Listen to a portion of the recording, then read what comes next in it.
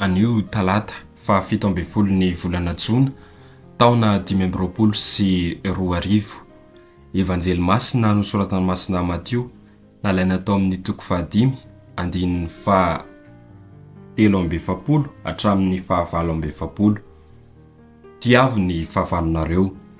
Tamin'izany andro izany i Jesoa niteny tamin'ny mpianany nanao hoe efa renareo fa voalaza hoe ho tiany namanao ianao ary hankahala ny fahavalonao, fa Izaho kosa milaza aminareo.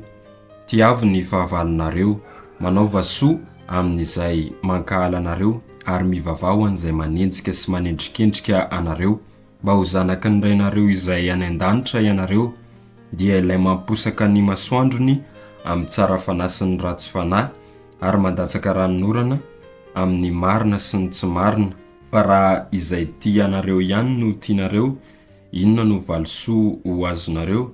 Moa va na dia ny publikanina aza tsy manao izany koa?